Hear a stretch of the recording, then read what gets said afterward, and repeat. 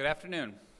I'm Tom Putnam, Director of the John F. Kennedy Presidential Library and Museum, and on behalf of Tom McNaught, Executive Director of the Kennedy Library Foundation, and all of my library and foundation colleagues, I thank you all for coming, especially those of you who are here for the first time, and acknowledge the generous underwriters of the Kennedy Library Forums, lead sponsor, Bank of America, Boston Capital, the Lowell Institute, Raytheon, the Boston Foundation, and our media partners, the Boston Globe and WBUR.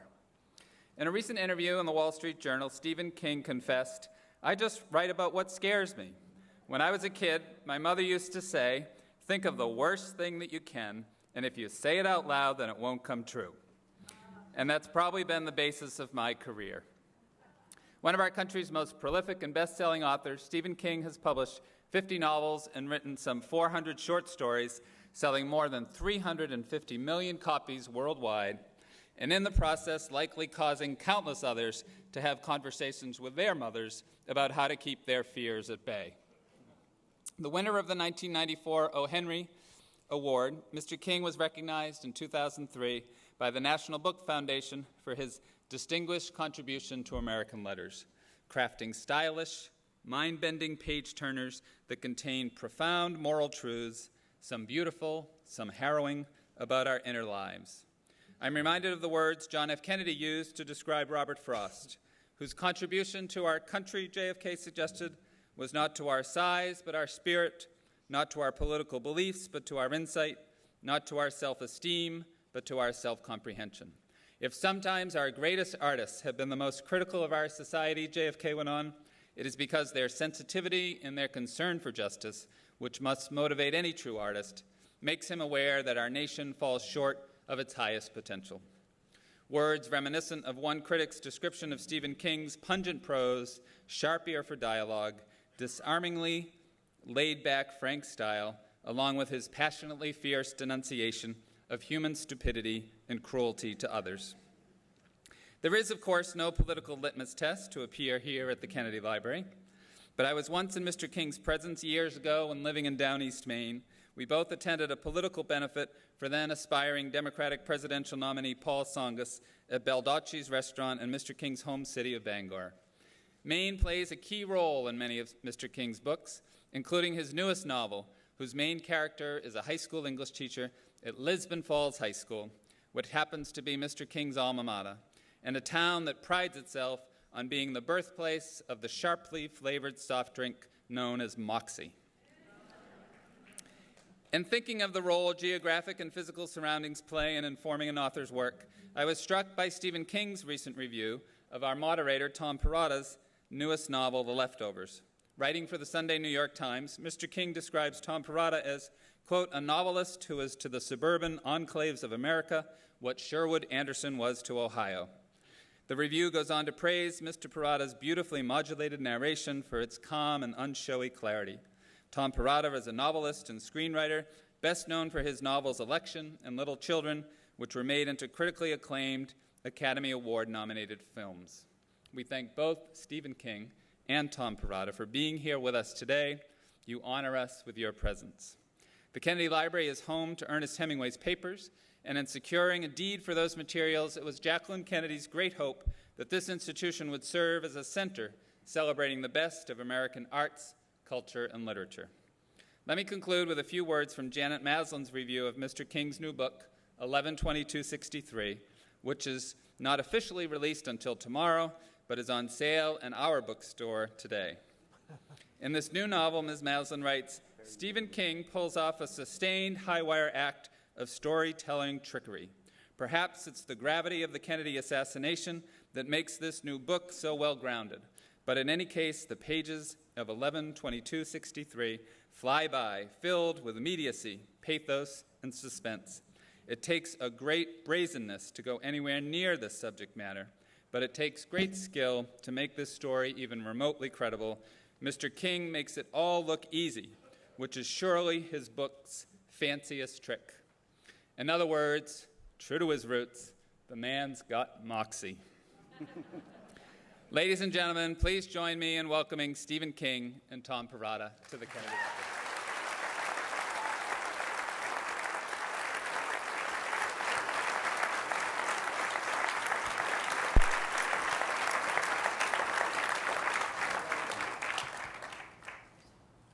Let me just begin by saying what an honor it is for me to be here with Stephen King. He's a living legend. I think the one writer I think that basically everybody knows. I mean, we don't have a common literary culture. I think there might be, J.K. Rowling and Stephen King. And I've noticed as if I'm at a table, it's very hard to get everybody talking about an individual writer. But just the other day, I was mentioning that I was going to talk with Stephen King at this event, and suddenly everybody had an opinion. Everybody had their favorites, but it was a common body of work that everybody knew, and I think that's just an extraordinary thing in the fragmented culture that we live in. And it's so anyway, I'm really thrilled to be here and to be celebrating the publication of 11/22/63, which is a remarkable book. And I think Stephen's going to begin by reading a short section. Yeah, I'm going to read, and I'm actually going to stand up at the podium, because if you read standing up, it lends some authority that otherwise might be missing. So, I don't know if this will even work. What if I do this? No. But you can hear me without it. Anyway, I'm going to read for about 10 minutes, and then Tom and I are going to talk, and I look forward to that. But very briefly, this is a story about a man named Jake Epping, the narrator, who discovers that there is a fissure in time that goes back to 1958, and that if somebody were brave and dedicated enough, it might be possible to go back to September of 1958 and live those intervening years and stop the Kennedy assassination.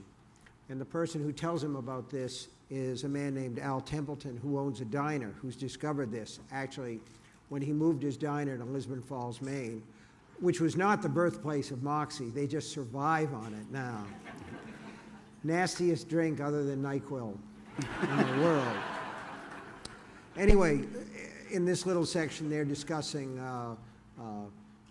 Al Templeton went back to 1958, stayed there for about 4 years, got lung cancer, and came back to find another volunteer to do this. And they're discussing the possible ramifications of doing that. Al begins by mentioning the butterfly effect, and Jake says, right, it means small events can have large, Jake says butterfly effect, Al says it means small events can have large, whatchamadingit, ramifications. The idea is that if some guy kills a butterfly in China, maybe 40 years later or 400, there's an earthquake in Peru. Does that sound as crazy to me as it does to you? It did, but I remembered a hoary old time travel paradox and pulled it out. Yeah, but what if you went back and killed your own grandfather? He stared at me baffled. Why in the hell would I want to do that? That was a good question, so I told him to go on. You changed the past this afternoon in all sorts of little ways just by walking into the Kennebec fruit. But the stairs leading up into the pantry and back to 2011 were still there, weren't they? And the falls is the same as when you left it. So it seems, I said, yes, but you're talking about something a little more major than just a trip to get a root beer, to wit, saving JFK's life. Oh, I'm talking about a lot more than that, because this ain't some butterfly in China, buddy. I'm also talking about saving RFK's life, because if John lives in Dallas, Robert probably doesn't run for president in 1968. The country wouldn't have been ready to replace one Kennedy with another. You don't know that for sure, I said. No, but listen. Do you think that if you save John Kennedy's life, his brother Robert is still at the Ambassador Hotel at 12:15 in the morning on June 5th, 1968? And even if he is Sirhan still working in the kitchen? Maybe, I thought, but the chances were awfully small. If you introduced a million variables into an equation, of course, the answer was going to change. Or, Al said, what about Martin Luther King? Is he still in Memphis in April of '68? Even if he is he still standing on the balcony of the Lorraine Motel at exactly the right time for James Earl Ray to shoot him? What do you think? Well, I said, if that butterfly thing is right, probably not. That's what I think, too. And if MLK lives, the race riots that followed his death don't happen. Maybe Fred Hampton doesn't get shot in Chicago. Who? He ignored me. For that matter, maybe there's no Symbionese Liberation Army, no SLA, no Patty Hearst kidnapping. No Patty Hearst kidnapping, a small but maybe significant reduction in black fear among middle-class whites. You're losing me, I said. Remember, I was an English major. I'm losing you because you know more about the Civil War in the 19th century than you do about the one that ripped this country apart after the Kennedy assassination in Dallas. If I asked you who starred in The Graduate, I'm sure you could tell me. But if I asked you to tell me who Lee Oswald tried to assassinate only a few months before gunning Kennedy down, you'd go, huh? Because somehow all that stuff has gotten lost. Oswald tried to kill somebody before Kennedy. This was news to me, but most of my knowledge of the Kennedy assassination came from an Oliver Stone movie. In any case, Al didn't answer. He was on a roll. Or, what about Vietnam? Johnson was the one who started all the insane escalation. Kennedy was a cold warrior, no doubt about it, but Johnson took it to the next level. He had the same "my balls are bigger than yours" complex that W showed off when he stood in front of the cameras and said, "Bring it on." Kennedy might have changed his mind. Johnson and Nixon were incapable of that. Thanks to them, we lost 60,000 American soldiers in Nam. The Vietnamese, North and South, lost millions. Is the butcher's bill that high if Kennedy doesn't die in Dallas? I don't know, I said, and neither do you, Al. That's true, but I've become quite the student of recent American history, and I think the chances of improving things by saving him are very good. And really, there's no downside. If things go bad, you just take it all back, like erasing a dirty word off a chalkboard. Or maybe I can't get back. You never know. Thank you.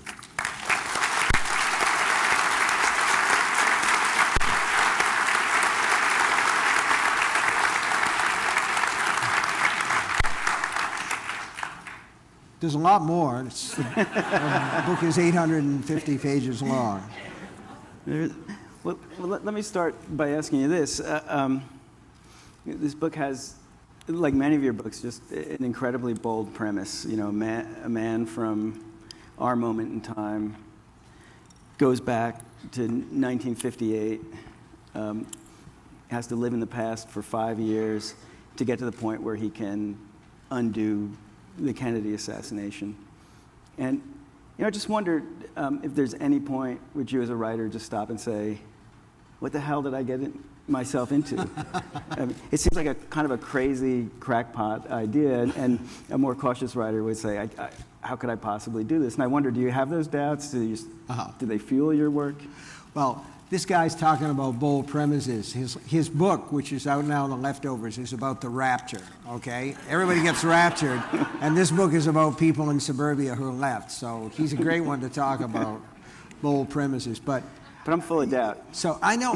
Were you full of doubt when you yeah. wrote it? Okay. I just get knocked out by the idea. You know, I had this idea originally in 1971 or 1972. I was teaching high school, and it was November 22nd. And at that time, this was a really big deal. It came around, and it was like the 10-year anniversary of 9/11. And this book, which is called 11/22/63, was sitting on somebody's desk at the publisher's, and one of the young people came by and said, well, what's that date? A person didn't know, but you'd know 9/11. So somebody just said, what would it be like if Kennedy had lived? And we were blue skying that a little bit, and I thought it would make a terrific book. For me, the doubts came because there was so much research involved. And the other thing is, like, you know you're not going to get everything right, that somebody is going to pop up out of the woodwork and say, well, you got this wrong, or you got that wrong. And I'm not even talking about all the people who will say, well, this whole thing is bullshit because there was a shooter on the grassy knoll and another one with a periscope and this and that and the other thing. So there are all the conspiracy people. So that's what stopped you in the 70s? the amount of research was really what stopped me. It just seemed like an enormous project, and I really wasn't ready. I didn't have the chops to do it. Did you start it and stop? I did. I wrote about 25 pages. I got all the stuff about the diner and how nobody in town would go there. They call it, Al Templeton has a specialty, which he calls Al's Famous Fat Burger, and people in Lisbon Falls call it Al's Famous Cat Burger, because the price is so low. There are all these rumors, but what he's doing is he's using his time portal to go back to 1958 and buy ground beef at 58 prices, you know. And so, again, you know, it's a matter of research. You go and you get the, remember too, Tom, there were no computers. There was no Google or anything. You actually had to go to the library and research Oh, this yeah, stuff. yeah. That would have been. You're too tough. young to remember. No, but no, I'm not. That would have been tough. It was, which is why I gave it up. But you know what I mean. I had never tried to do anything like this. I'm not a historical novelist, and I never really aspired to be one. And you know, I never forgot a review that I read of James Michener's book. I think it was Chesapeake, where the reviewer said, "I have two pieces of advice about this book. The first one is don't read it. The second is if you do read it, don't drop it on your foot."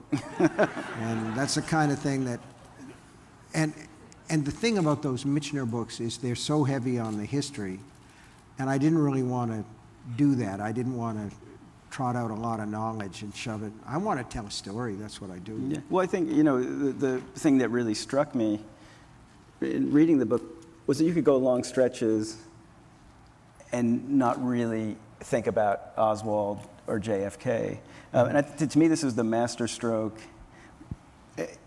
Jake can only get back to a certain day in 1958, so 5 years before the Kennedy assassination. He's got to create a life for himself. A life, yeah. And so it becomes a kind of espionage novel. He's like an undercover operative from the future, and he's got to hide this. And that's my favorite part of the book, I think. And it's really about private life. And in a sense, the book becomes, you know, a kind of meditation on what we owe to the public world and to history, what we owe to ourselves. To ourselves. Yeah.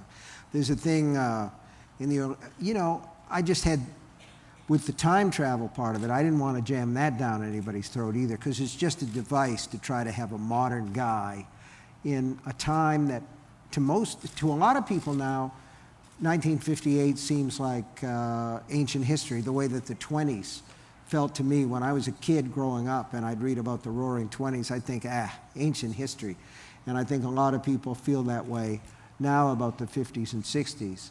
But since I now qualify for a senior discount at the movies, to me it seems like it was just recently. But there's a point where he goes back for the first long stay, and he's been told, like you said, the secret agent thing, he's got to be wearing a certain kind of pants. The haircut has got to be a little bit shorter in back than he's got it. And he's got the money from the 50s and all that. And when he goes back, he realizes that he's tried to use a modern copper sandwich dime and a payphone, and it doesn't work. And he's carrying his cell phone, which wouldn't be too good. You'd wind up probably in a prison somewhere as a visitor from space.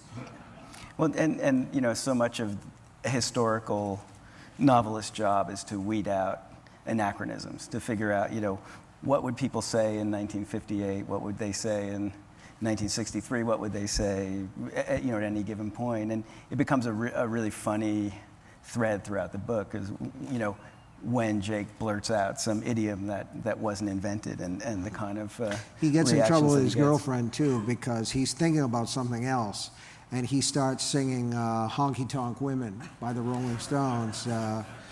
I met a gin-soaked barroom queen in Memphis. She tried to take me upstairs for a ride. She blew my nose, and then she blew my mind.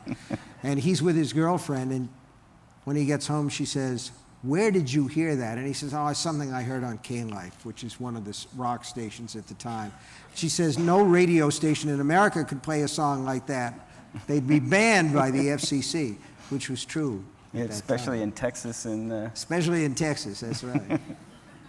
Well, I think this would be a good time to just ask, because you clearly did a ton of research. Mm-hmm. And, you do that so that nobody can say, hey, you made a big mistake and I no longer believe you or trust you as a writer. But there's also, I think, in the course of synthesizing all that research, I wonder, did your sense of the past, of John F. Kennedy's importance to American history, the centrality of the assassination, did any of those things change as a result of all this research and this immersion? I saw Kennedy more as a man as a result of some of the footage that I looked at. That's one of the great, benefits of the computer, is that a lot of this archive footage is available. And the thing that stuck out in my mind the most was I found a video of him in Tampa and Miami. This was just days before the Dallas trip. And he did all the things that the politicians do, the grip and grin kind of thing. And it gave me a chill to see him in that same car with the same open top. And he goes into the crowd, and the Secret Service agents are just kind of looking at each other like, what do we do now? There were barriers, almost like the ones that you see sometimes between lanes when the highway's under construction, and there was a gap. He slips through the gap and he starts to shake hands, and the agents are kind of like, oh man, I don't know what to do now. And they're the same agents that were surrounding him days later in Dallas. But the thing that I really liked was that they showed him at a political function that night, and there's a guy in alpine shorts with the suspenders and the lederhosen and the alpine cap, and he's playing Hail to the Chief on the accordion. And, Kennedy comes in, and there's this kind of like, holy shit minute. Like, this guy, I can't believe it. And I had to put it in the book, because at that second, you see Kennedy the man just going like, how bizarre this is, this world that I'm in, like us doing this right now. So I got a picture of him as a man. And the other thing was I got a chance to... Kennedy is a peripheral figure to this book, in the sense that Jake is trying to stop the assassination. The person that I really wanted to try and bring forward and kind of delineate was Lee Oswald, because he was the change agent, not Kennedy. That's the pity of it, because Kennedy, up until that moment, had been this real change in American politics and the way that we did business up to that time. The difference was, Eisenhower showing up at the inauguration in a silk top hat and a morning coat, and Kennedy is bareheaded, and he's got this beautiful thick head of hair, and you could tell that it was the changing of the guard, and that things weren't going to change except for this guy with a rifle. And so I was interested in trying to make him exist as a character. Yeah, and you really do. And in fact, such a jolt in the book when Jake actually has some interaction with Oswald and his wife Marina. And you get that charge that you get in really good fiction, where history just erased. You're seeing them the way that you see anybody in this novel. There's also a lot, speaking of the secret agent stuff, there's a lot of interesting surveillance. And, and we get access to Oswald's house. When you talk about, you remember when you asked me, did you ever have doubts? I'll tell you what, there's a guy sitting in the front row here. His name is Russell Dorr, and he was my research assistant on this book. And he saved my ass so many times in the course of doing this. But I had I had my own holy shit minute when I thought to myself, I want to put Jake in a position where he can see Oswald and hear Oswald. And then I realized that when he's in Fort Worth, he and his wife spoke nothing but Russian, because Lee met her in Russian and she had no English, And he had no interest in letting her learn English because he wanted her under his thumb. So not only is Jake in a different house, but they're speaking a different language. And I did have this sort of reaction that I'd gotten into this. So I started to look into bugging equipment. My friend Russ helped me, and we found out what was possible and what wasn't. And he gave me the information, and then I did what they pay us the big bucks for, which is to try to make something real out of that. And Yeah. I did. I had some fun with it. Well, I think it's amazing from a writerly perspective. I mean, that's one of these unlikely things that you're able to do. You're able to get him traveling back in time. You set up a lot of rules that make your job much more difficult. You say, okay, you can only go back to this one day in 1958.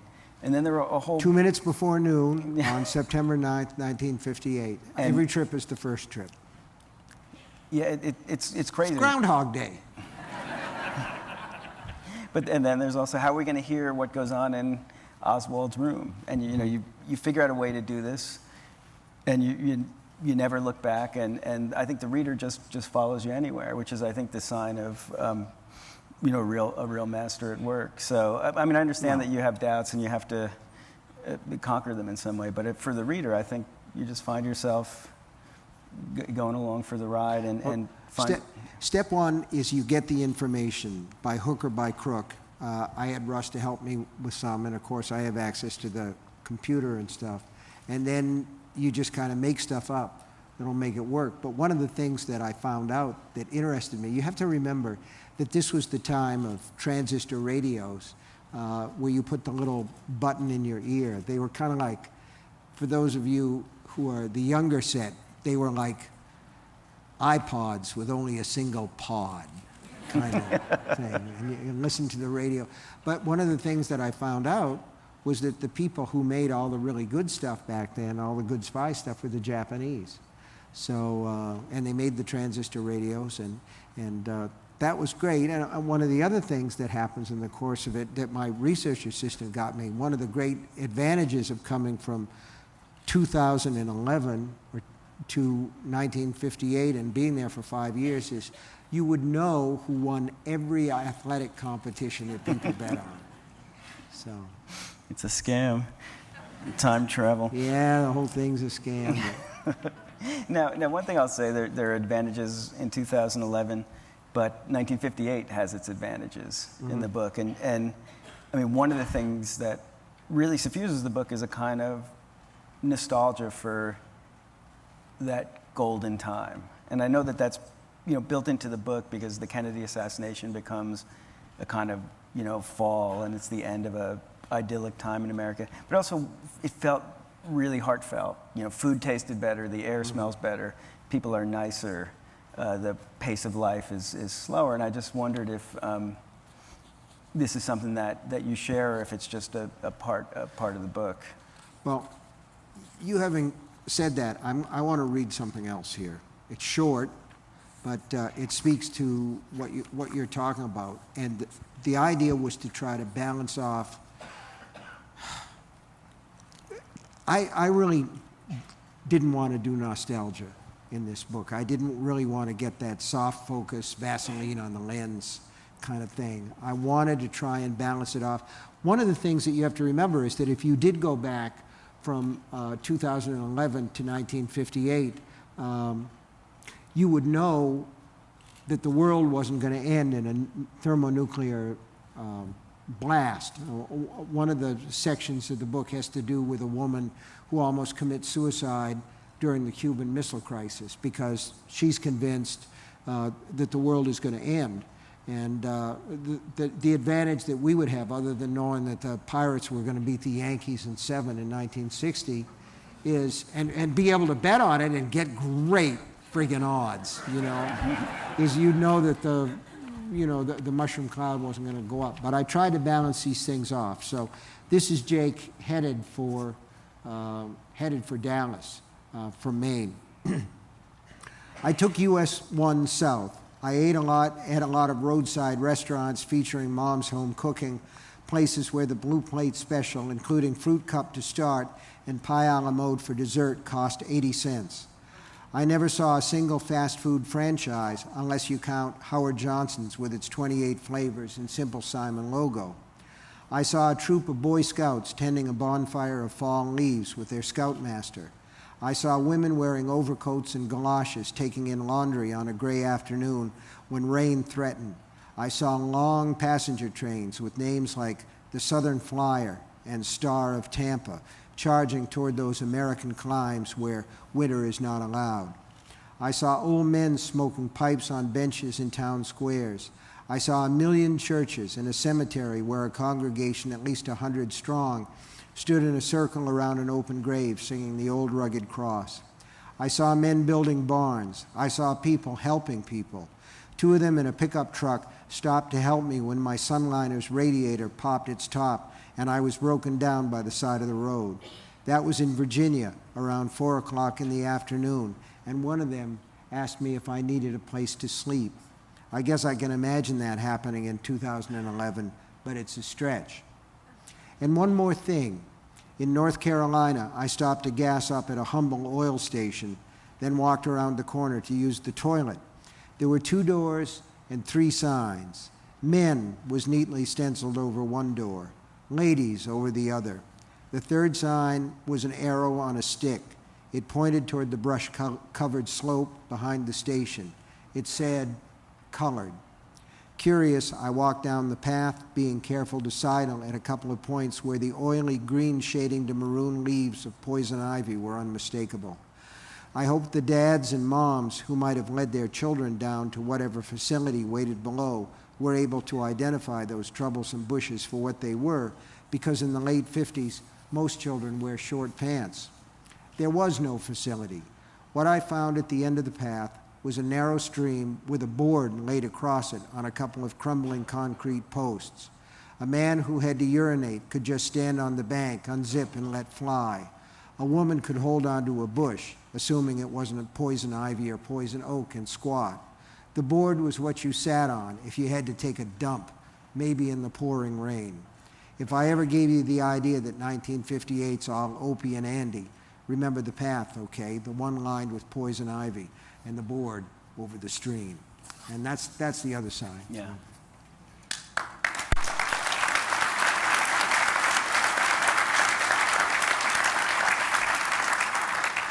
Well, thank you.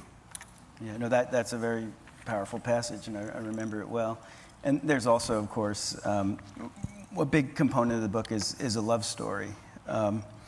Jake goes back to 1958 and eventually makes his way to a small town in Texas named Jody, gets a job teaching with forged documents that nobody checks because it's 61 at that point? He gets his teaching certificate from a degree mill. Oh. And you know, he starts this affair with this sort of gawky, charming librarian. And it's interesting, right, because it's the era where they can't really sleep together openly. But one thing you notice is that there is a kind of sexual revolution sort of, you know, bubbling up. People who get to know them will cover for them. And there are these, you know, gay guys who have a discreet motor court, right? Bungalows, yeah. So I thought that was, you know, we just see history in that as well. Well, one of the things that happens here is she does, they do have this sexual relationship that develops, and she doesn't have a diaphragm, and at that time, birth control pills were dispensed to married women. Okay, if you were a single lady and you went into a doctor's office and tried to get birth control pills, you wouldn't get them. They weren't allowed, and the diaphragm that she did have, she doesn't have anymore. So she tells Jake to get condoms, but to be sure not to get them at the local drugstore because they would be fired. They would lose their jobs, and he has to be very, very careful about not staying too late at her place and that sort of thing. And I think that a lot of younger people today who grew up with co-ed dorms and co-ed bathrooms and all the rest find it hard to believe that we existed in a world of parietal hours and where women were in serious trouble if they transgressed the rules that had anything that smelled of sexuality. That's another side of that time. There are a lot of aspects to the 50s and 60s, particularly pre-Beatles. That was the other thing here, is that the Beatles changed a lot, and that whole culture changed a lot. And I was always sorry that Kennedy missed that, because I think that he would have been a fan. I think he would have dug the Beatles. Well, Bobby got to live that journey. Yeah. I just saw that documentary where he went to South Africa, Mm-hmm. and it was just interesting to see, how much he'd been transformed in those 4 years, and how much counterculture he had taken in, and how much the language was of the Bobby counterculture. Kennedy on record about the Beatles? I don't know. Does anybody know? Somebody here knows.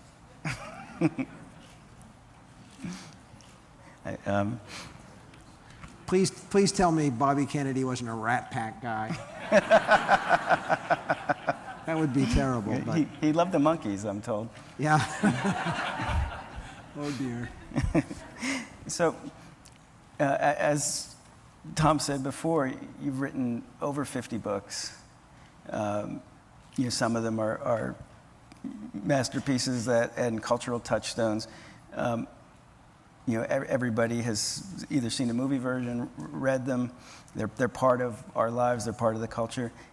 Is that a burden to you sometimes when you take on a book like this? Do you think, do you compare it to other works that you've done? Do you think I have to beat that one? Yeah. It isn't really a burden, but I certainly have gotten a reputation as the horror writer, and I never said, yes, that's what I am, and I never said, no, that's what I'm not. I felt that as long as I was writing what I wanted to write, that's a terrific gift, to be able to sit and write what it is that you want to write and not have to do a lot of directed stuff. To actually be able to support your family, and it's sort of guilt-free because you're kind of in the playground. You're making all this stuff up that's what you want to make up, and you say, yeah, but I'm actually paying the light bill while I do this, so that's a great thing. But sometimes it does pop up. We live in Florida in the wintertime. We didn't really want to go, but we turned 60 and we had to. It's the law. So we got a little place that's near Sarasota, and the deal that I worked out with my wife was that she would do the big shopping things, and then if we needed anything else in the week, I was supposed to go and get it. So I was doing that one weekday, and I was going up the aisle with the housewares, and this woman came the other way. I'm going to say she was 120. There's a certain Florida woman that's sort of like skin wrapped on an armature. They're going to last a long time. Outlive 2 or 3 husbands or whatever. And no governor on this lady's mouth. She's coming at me and I'm going at her, and she says, I know who you are. You write those scary stories. Well, I don't read those horror stories. I like uplifting things like that Shawshank Redemption. So I said, I wrote that, and she said, no, you didn't.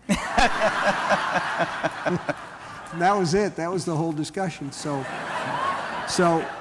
I think it would be great if some people came to this book who are history buffs, who are interested in the Kennedy years. I don't know if that will happen or not, but I think it would be terrific. But I don't set out to write any particular thing for any particular audience. I don't think you do either, do you?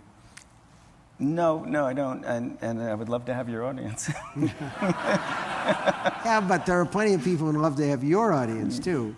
We're going to fight. We're going to roll around. This is going to be like big-time author wrestling. We were just up in the Hemingway room, so we feel like a fist fight would be good for our reputations. Right. Also, we're going to pose shirtless later. Come on, Hemingway would kick our ass. You know it's true. I'll bring it on. Yeah, bring it on.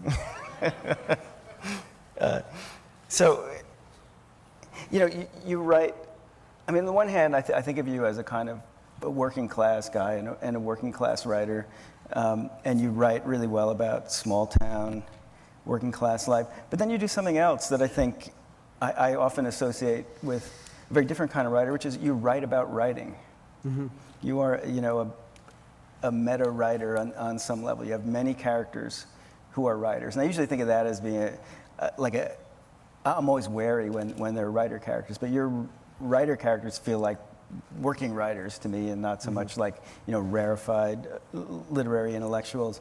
And the other thing that comes through, I think, is just this utter love of writing. I was recently reading The Green Mile, which I think is just an amazing book, and there was this quote that, let me see if I can find it on my notes here.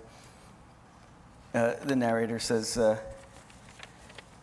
"What I didn't realize was how many doors the act of writing unlocks, as if my dad's old fountain pen wasn't really a pen at all, but some strange variety of skeleton key." And I think there are comments like that throughout your work, and a lot of times narrators are writing the book that we're reading. And I just wanted to hear you talk a little bit about that, because I think a lot of writers see writing as a burden, this thing that they've taken on that is oppressing them, but they've got to get it out, and it's an arena of struggle. And I just wanted to hear what you had to say about that. Well, the whole thing about the writer who sees the job as a burden and something that they struggle along, it makes me think there was an album by a rock artist named Todd Rundgren. It was called The Ever-Popular Tortured Artist Effect. And I sometimes think that writers draw this cloak of the tortured artist around them because A, you can get free drinks, and B, chicks love it. They love that tortured thing going on. But I've always thought that it was a terrific job, and I've always felt very, very fortunate, blessed really, to be able to do it. Because I do it for free if I couldn't do it for money, but I love doing it for money. That sounds kind of nasty, doesn't it? I love doing it for money. But I read early on, and probably you did too, write about what you know. And I know about the writing life because I've been a writer for a lot of years, and I know a little bit about the teaching life. One of the pleasures of 11/22/63 is Jake's secret identity is he becomes a high school teacher, and that was a good thing to revisit because I have a lot of good memories about teaching. There were a lot of things about it that were great. Did you teach yourself? I did. I taught mostly college, but I also ended up writing a lot about Do you like teachers. I do. I mean, I like parts of it. I like the close interaction with students. I didn't like grading papers, but. And I didn't like grading papers. I didn't like a lot of the administration and a lot of the politics. Which is probably a lot worse now than when you taught. But I liked the kids, and that was great. That was very refreshing. So I've written about those things, and I've written about a few other jobs. I just try to be careful. I don't think that writing as an act is very interesting to very many people. And I don't know, it's like I've shown people where I write, interviewers and people like that, and they're always a little bit disappointed, like, where's the magic? Well, there isn't. It's a desk and a word processor and a bunch of sticky notes stuck around and a lot of clutter, that sort of thing. But the magic is somewhere else. So I can write about the act of writing a little bit, but the real story has to be somewhere else, I think. Mm-hmm. In the case of Misery, which is about a writer who's taken prisoner by his #1 fan, the real interest is sort of in that relationship, the dynamic between the sane person who happens to be a writer and the crazed fan. Mm-hmm. And that obviously was some struggle you were sensing in your own mind or your own career, maybe, that fans wanted something. I think that you sense that, but the other thing that I discovered, you write books to find out how you feel about things. Don't you think that's true to a degree? Yeah. Well, if you start out knowing and you end up knowing the same thing you started with, it's going to be a bad book, I think. Yeah, that's right. You got to know more.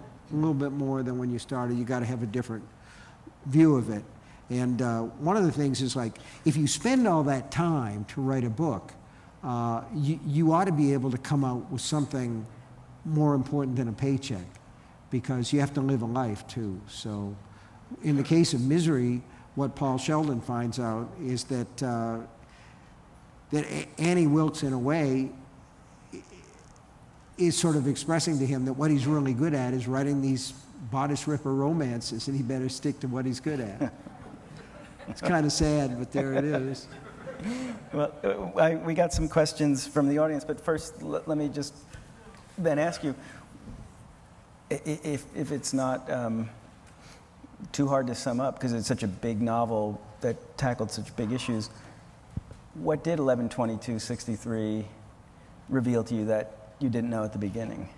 Well, the first thing is probably not to write another historical novel. But I think what it taught me is that it's possible to appreciate your own time, and it's possible to get some perspective on the past by trying to relive it. Obviously, nobody can go back and change the events of the past, but I certainly felt enriched by the time that I spent rediscovering the 50s and 60s. Mm-hmm. Great. Okay, so here we go. You say you've made a career of writing about what scares you. What scares you now? Oh man, being in front of all these people is, you know, I don't know how you feel. I asked you beforehand if you were nervous, and the thing is, like, we sit in a room. That's what we do. I'm nervous, by the way. We sit in a room, you know, to make our daily bread, but so being in front of a bunch of people, but on a more mundane level, I guess, you know, I'm afraid that when I get to the hotel, there might be a lunatic in the shower stall, something, you know. You wouldn't think so, but think of all the passkeys they have in all those hotels. And I don't know. You heard it here first. I'm a fearful person by nature, I think. So I'm always I survive pretty well. I'm afraid that after the way that the Red Sox finished last season, that, well, I mean, for a horror writer, the Red Sox are a natural in a way.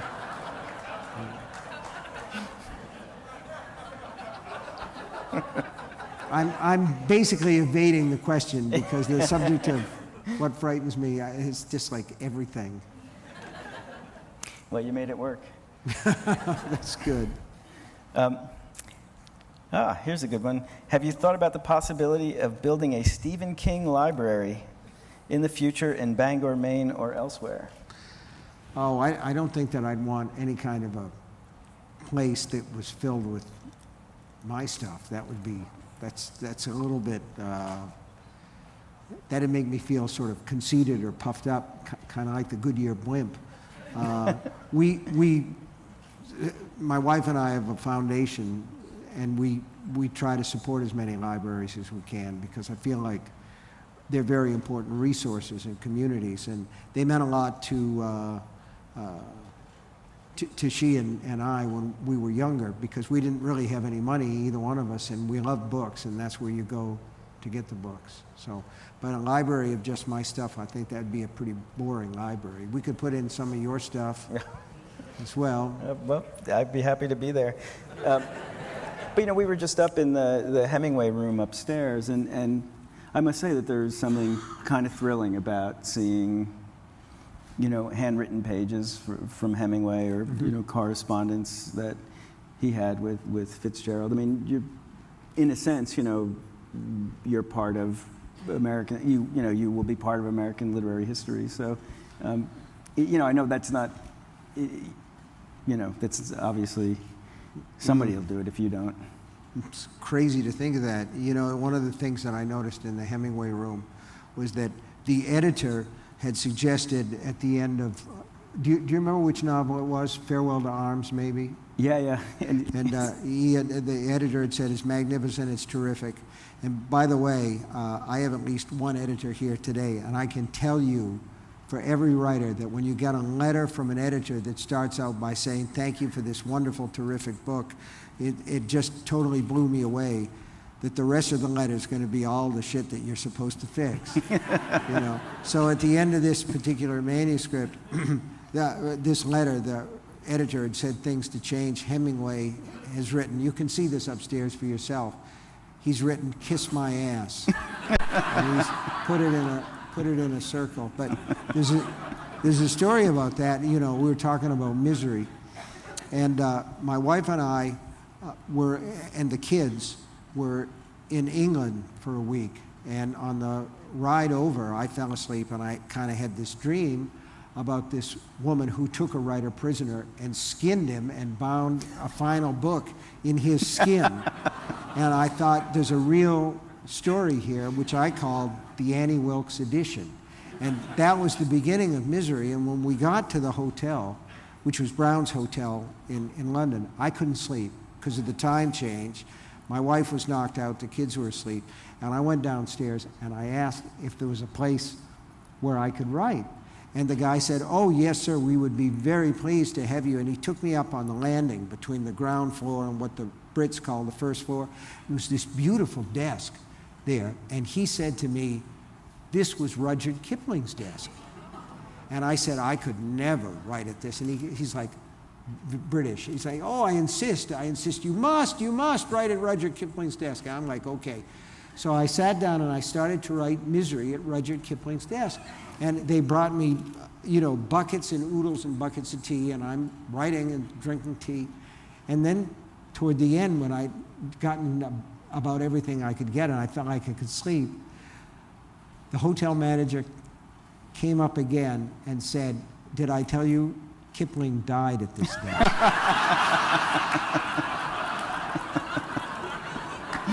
He had a stroke and dropped dead at his desk. And that was one more thing to be scared of. One more thing to be scared of, that's right. And someday there's a place waiting for me, for you too, where people will say, this is where he dropped. And would you like to have a seat? This question came with a supplement. What did you think of your future prospect of a writer when you published your first book? Oh, I didn't have any idea. I'll tell you what. The first book was Carrie, and the advance for Carrie was $2,500. And my wife said, she said, don't make any big plans for that money, Steve. We have to buy a car. And we did. We bought a Ford Pinto, as a matter of fact. It was snot green. It was the only one they had. It was a Standard. She couldn't drive a Standard. But we were very excited. You know, there was a telegram that came saying the book has been accepted, $2,500. And we were lying in bed one night, and she said, is there a possibility that there'll be anything more from this?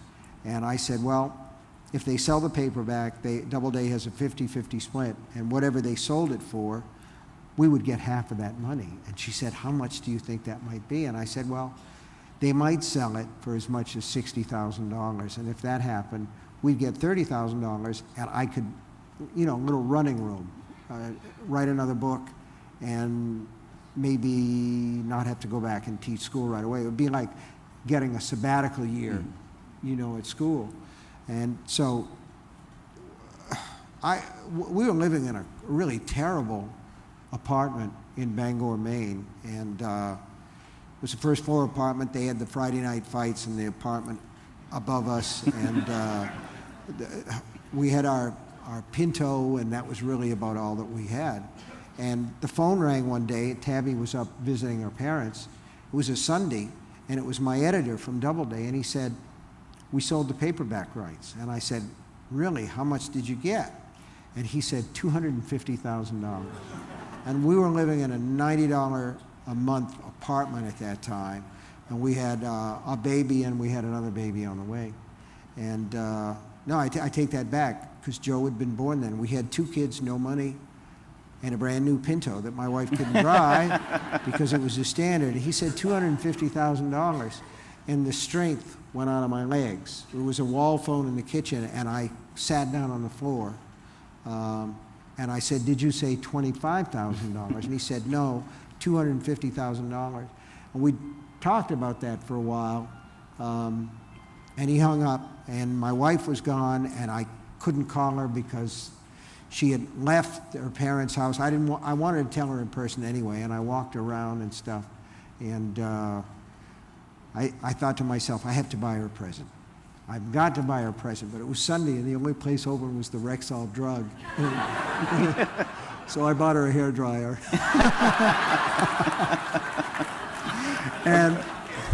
And you know, at that point, when you're looking ahead, it never occurred to me that anything like what has happened to me in my career would ever happen to me. All I wanted was a little running room to be able to write the next book, the one after that. How old were you at that point? When Carrie was written, I was 23, and wow. when it was sold, because it was a long process. It was accepted for publication in '73, which would have made me, I guess, 25 at that time. Well, you know, that's pretty amazing, though. I mean, I know it was a struggle, and you had 2 kids, so it was very young to have that kind of success. Mm-hmm. So I bet in a way that it contributes to the sort of confidence and boldness that you have now. You didn't go through a long period of getting rejected, it seems like. Oh, I had a lot of rejections because I was trying to sell short stories, and I had a nail pounded into the wall. And when the rejections came in, I'd slam them on this nail. And it got to a point where the nail tore out of the wall because it had so many. All right. Have you've done that? Oh, well, I haven't done the nail, but I have gotten the rejections. But you did the rejections, yes. didn't you? I had a mail envelope that bulged dishearteningly. Yeah. All right, it's both a letter and a question. First, thank you. You are the reason I'm a journalist, and On Writing gives me the evidence I need to delete adverbs from stories that I now read as an editor. My question, how do you write love, passion, marriage, and sex so well?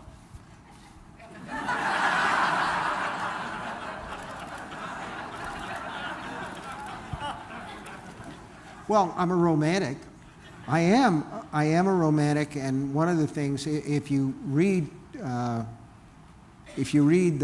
book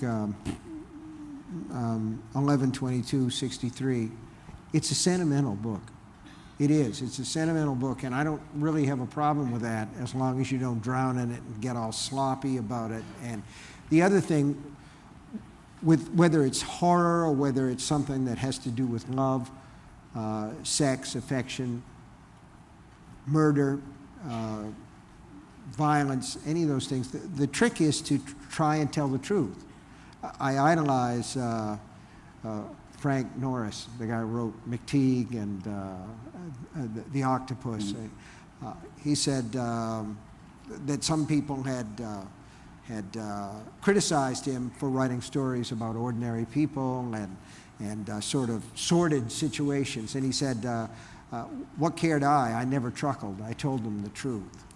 And if you can tell the truth, you're on good grounds. Mm-hmm. And I know that people do fall in love, and people do bond together, and I like to write about that. I mean, hell, you wrote about that in The Leftovers. And, you know, that guy who's at the center of that book is a very sweet man who sticks with his wife even though she's gone off and wears a white sheet and all that. And that speaks to me. Well, there are people in the Dickens books that speak to me that way. Little Dorrit.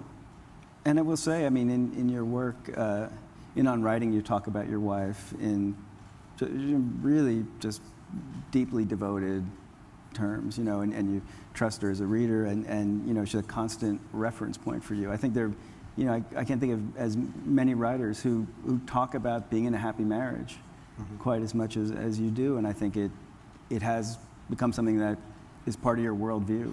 Mm-hmm. A lot of narrators talk about. Well, you know, one of the things about love and the love relationship is that I think we all understand that it's very difficult to know anybody else, including the people that you're closest to. But that might be the one relationship. If you do fall in love with somebody and if you bond, then you make a third life of the other two, which is the life where the two of you are together. All right, well, I think with that lovely sentiment, I don't know how lovely it was, but thank you. Thank you very much, Tom. Thank you. Steve, it was so great.